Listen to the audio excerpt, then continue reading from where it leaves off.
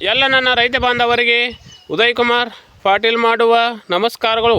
ನಾನು ಇವತ್ತಿನ ದಿವಸ ನಮ್ಮ ಕಬ್ಬುಗಳದವಲ್ಲ, ನಮ್ಮ ಕಬ್ಬಿನ ಸಾಲಿನ ಸಂಖ್ಯೆ ಹೆಚ್ಚು ಬಿಡೋದ್ರಿಂದ ನಮಗೆ ಏನು ಬೆನಿಫಿಟ್ ಅದ ಅನ್ನೋದನ್ನು ನಾನು ರೈತ ಮಿತ್ರರಿಗೆ ನಾನು ಹೇಳ್ತೇನೆ. ಯಾಕಪ್ಪ ಅಂತಂತಂದ್ರೆ ನಾವು ಕಬ್ಬಿನ ಸಾಲಿನ ಸಂಖ್ಯೆ ಅಂತಂದ್ರೆ ಕಬ್ಬಿನ ಸಾಲಿನ ನಂತರ ನಾವು ಹೆಚ್ಚು ಮಾಡೋದ್ರಿಂದ ಬಂಪರ್ ಇಳುವರಿ ತಗೋಬೋದು ಅಂತ ಕ್ಯಾರ ನಾನು ರೈತ ಮಿತ್ರರಿಗೆ ನನ್ನ ಸ್ವಂತ ಅನುಭವದ ಮೇರೆಗೆ ನಾನು ಹೇಳ್ತಾನೆ. ಮೊದಲನೇದಾಗಿ ನಾನು ರೈತ ಮಿತ್ರನಾಗ ಏನು ಹೇಳ್ತಾನೆ ಅಂತಂದ್ರೆ, ನಮ್ಮ ಕಬ್ಬುಗಳನ್ನ ಅಧಿಕವಾಗಿ ನಾವು ಇಳುವರಿ ತಗೋಬೇಕಂತಂದ್ರೆ ನಮಗೆ ಮೊದಲನೇದಾಗಿ ಭೂಮಿ ಫಲವತ್ತತೆ ಬೇಕು. ನಂತರ ಎರಡನೇದಾಗಿ ನಮ್ಮ ಬೀಜದ ಆಯ್ಕೆ ಬೇಕು. ಮೂರನೇದಾಗಿ ಬರೋದನ್ನು ನಮ್ಮ ಸಾಲಿನ ಅಂತರ.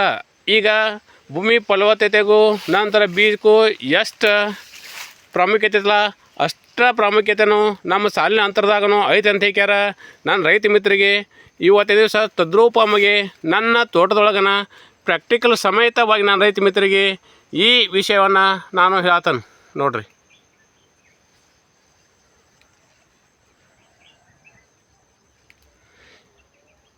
ಈಗ ನಾನು ನೋಡತ್ತವಲ್ಲ, ನಾನು ನೋಡುವಂಥ ಕಬ್ಬ ಇದು ಫೆಬ್ರವರಿ 1ನೇ ವಾರದೊಳಗೆ ನಾಟಿಗೆ ಮಾಡಿದ ಕಬ್ಬ. ಈ ಸದ್ಯ ನನ್ನ ಕಬ್ಬಿದು ಮುರಿಯಾಕ ಬಂದತಿ ನೋಡ್ರಿ. ಇಷ್ಟು ಲಘು ಟೈಮಿಗೆ ಇಷ್ಟು ಫಾಸ್ಟ್ ಟೈಮಿಗೆ ಇದು ಈ ಕಬ್ಬು ಯಾಕೆ ಮುರಿಯಾಕೆ ಬಂತಪ್ಪ ಅಂತಂದ್ರೆ, ನಾನು ಹಂತ ಹಂತವಾಗಿ ನಮ್ಮ ಕಬ್ಬಿನ ಬೆಳೆಗೆ ಯಾವಾಗ ಏನು ಮಾಡಬೇಕು, ಮತ್ತು ಯಾವಾಗ ಯಾವ ಗೊಬ್ಬರ ಕೊಡಬೇಕು, ನಂತರ ಯಾವಾಗ ಕಬ್ಬಿಗೆ ಯಾವ ಸ್ಪ್ರೇ ಕೊಡಬೇಕು ಅನ್ನೋದನ್ನು ನಾನು, ಮತ್ತು ಕಬ್ಬುಗಳಿಗೆ ಯಾವಾಗ ನಾವು ಯಾವ ಥರಾಗಿ ಎಷ್ಟು ಪ್ರಮಾಣದಲ್ಲಿ ನಾವು ನೀರು ಹಾಸ್ಬೇಕು ಅನ್ನೋದನ್ನು ನನಗೆ ಫುಲ್ಲ ಮನವರಿಕೆ ಐತಿ. ಆದ ಕಾರಣ ನನ್ನ ಕಬ್ಬ ಈಗ ಫೆಬ್ರವರಿಯಾಗ ಕಬ್ಬು ಹಾಕಿದ್ರೂ ಕಬ್ಬ ಈ ಸದ್ಯ ಈ ಥರಾಗಿ ಬೆಳವಣಿಗೆ ಆತಂತಕ್ಯಾರ ನನ್ನ ರೈತ ಮಿತ್ರರಿಗೆ ಪ್ರಾಕ್ಟಿಕಲ್ ಸಮೇತವಾಗಿ ತೋರ್ಸತ್ತಾನ ನೋಡಿರಿ. ಮತ್ತು ನಾ ಈ ಕಬ್ಬನ್ನು ಈಗಾಗಲೇ ಎಲ್ಲನೂ ಕಟ್ಸಿದ್ರೂ ಕಬ್ಬ ಮತ್ತಷ್ಟು ಇಂಪ್ರೂವ್ ಆಗೈತಿ ನೋಡಿರಿ. ಮತ್ತಷ್ಟು ಬೆಳವಣಿಗೆ ಆಗೈತಿ.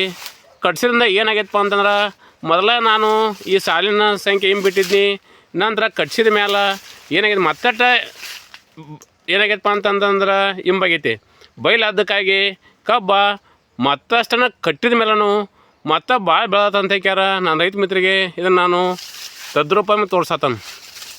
ಇದಕ್ಕೆಲ್ಲ ಏನು ಕಾರಣಪ್ಪ ಅಂತಂದ್ರೆ, ನಮ್ಮ ಬೆಳೆಗಳಿಗೆ ನಾವು ಎಷ್ಟು ಗಾಳಿ ಬೆಳಕ ಕೊಡ್ತೇವಲ್ಲ ಅಷ್ಟು ನಮ್ಗೆ ಇಳುವರಿ ಬರ್ತದಂತ ಹೇಳ್ಯಾರ.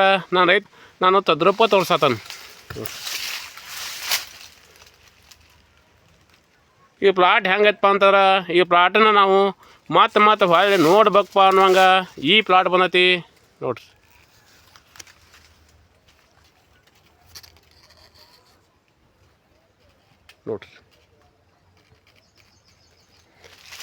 ಬರ್ರಿ ಮತ್ತು ಇನ್ನೂ ನೋಡೋಣಂತ.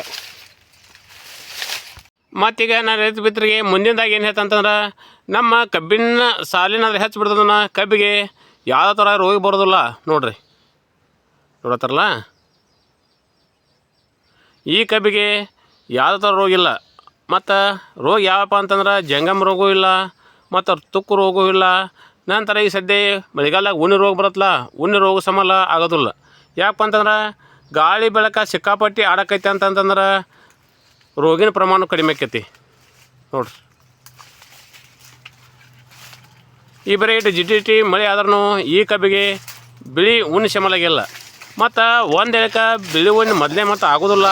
ಆತಪ್ಪ ಅಂತಂದ್ರೆ ಈ ಥರಾಗಿ ನಾವು ಹಿಂಬೊಮ್ಮಿಗೆ ಸಾಲು ಬಿಟ್ಟು ಇದ್ದೀವಿ ಅಂತಂತಂದ್ರೆ ನಾವು ಬೇಕಾದಂಥ ಈ ಕೀಟನಾಶಕನ ಹೊಡಿಬೋದು. ಮತ್ತು ನಮಗೆ ಬೇಕಾದಂಥ ಈ ನಮ್ಮ ಕಬ್ಬುಗಳಿಗೆ ಟಾನಿಕು ಸ್ಪ್ರೇ ಮಾಡ್ಬೋದು. ಅದಕ್ಕಾಗಿ ಸಾಲಿನ ಅಂದ್ರೆ ನಾವು ಹಿಂಬ ಬಿಟ್ಟಿವಿ ಅಂತಂದ್ರೆ ಫುಲ್ ಬೆನಿಫಿಟ್ ಅದ ಅಂತ ಹೇಳ್ಯಾರ. ನಾನು ರೈತ ಮಿತ್ರರಿಗೆ ನಾ ಹೇಳ್ತಾನೆ.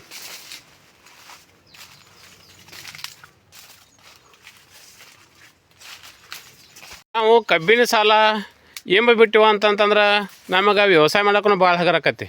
ಯಾಕಪ್ಪ ಅಂತಂತಂದ್ರೆ ಈಗ ನಮಗೆ ಎತ್ತಿಲ್ಲೇ ವ್ಯವಸಾಯ ಮಾಡೋದು ಕಠಿಣನ.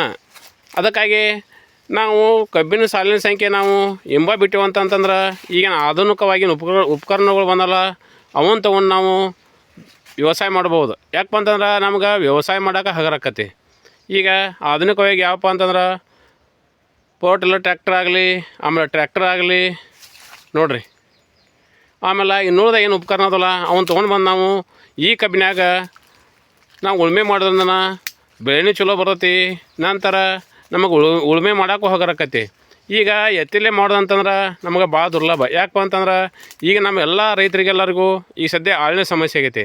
ಆಳಿನ ಸಮಸ್ಯೆ ಸಂಬಂಧಾಗಿ ನಾವು ಈಗ ನೂತನವಾಗಿ ಈಗ ಕಬ್ಬಿನ ಸಾಲಿನ ನಂತರ ನಾವು ಹೆಚ್ಚಿಬಿಟ್ಟು ನಾವು ವ್ಯವಸಾಯ ಮಾಡೋಕ್ಕೋತೀವಿ ಅಂತಂತಂದ್ರೆ ಬಂಪರ್ ಇಳುವರಿ ತೊಗೋಬೋದು ಅಂತ ಕ್ಯಾರ ನಾನು ರೈತ ಮಿತ್ರರಿಗೆ ನಾ ಹೇಳ್ತಾನೆ. ಯಾಕಪ್ಪ ಅಂದ್ರೆ ಈಗ ನಮಗೆ ಉಳುಮೆ ಮಾಡೋಕೆ ಹೋಗರಕತಿ. ನಂತರ ನಮ್ಮ ಬೆಳೆಗಳಿಗೇನು ಚಲೋ ಆಕತಿ ಮತ್ತು ನಮಗೆ ಖರ್ಚು ಕಡಿಮೆ ಆಕತಿ. ಅದಕ್ಕಾಗಿ ಆದಷ್ಟು ಮಟ್ಟಿಗೆ ನಾವು ಸಾಲಿನ ಅಂತರ ನಾವು ಬಿಟ್ಟೆವು ಅಂತಂದ್ರೆ ನಮಗೆ ಇನ್ನೂ ಬೆನಿಫಿಟ್ ಅದ ಅಂತ ಕ್ಯಾರ ನಾನು ಹೇಳ್ತಾನೆ.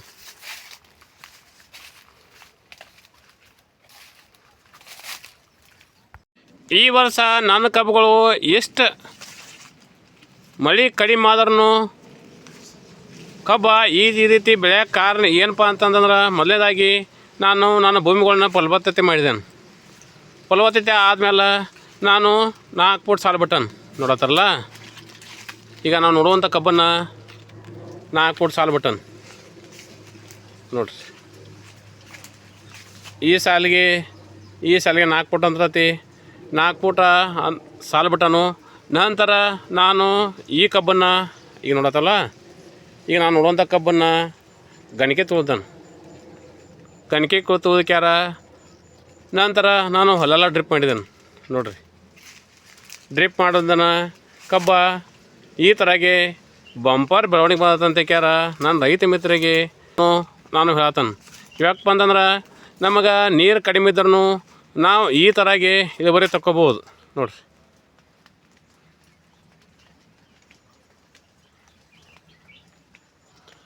ನಮಗೆ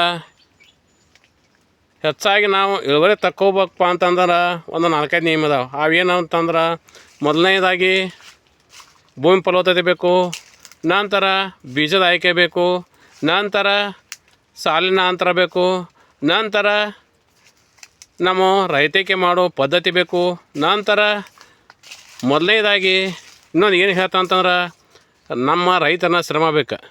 ನಾವು ಶ್ರಮ ತಗೊಂಡ ನಾವು ಕಾಳಜಿಯಿಂದನ ನಾವು ಬೇಸಾಯ ಮಾಡಿದಪ್ಪ ಅಂತಂತಂದ್ರೆ ಈ ಥರಾಗಿ ನಮ್ಮ ಬೆಳೆ ಬರ್ತಾವಂತ ಹೇಳ್ಕ್ಯಾರ ನಾನು ರೈತ ಮಿತ್ರರಿಗೆ ನಾನು ಇದನ್ನು ತೋರಿಸತ್ತಾನೆ. ಅದಕ್ಕಾಗಿ ನಾವು ಹಿಂದಕ್ಕಿನ್ನ ಹಳೆ ಪದ್ಧತಿ ಒಳಗೆ 2 ಫೂಟ 2.5 ಫೂಟ ನಂತರ 3 ಫೂಟ ಸಾಲ ಬಿಡ್ತಿದ್ದು ಅದನ್ನು ನಾವು ಕ್ಯಾನ್ಸಲ್ ಮಾಡ್ಕ್ಯಾರ.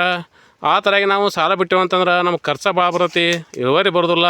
ಅದಕ್ಕಾಗಿ ನಾವು ಅವನು ಬಂದ್ ಮಾಡ್ಕ್ಯಾರ.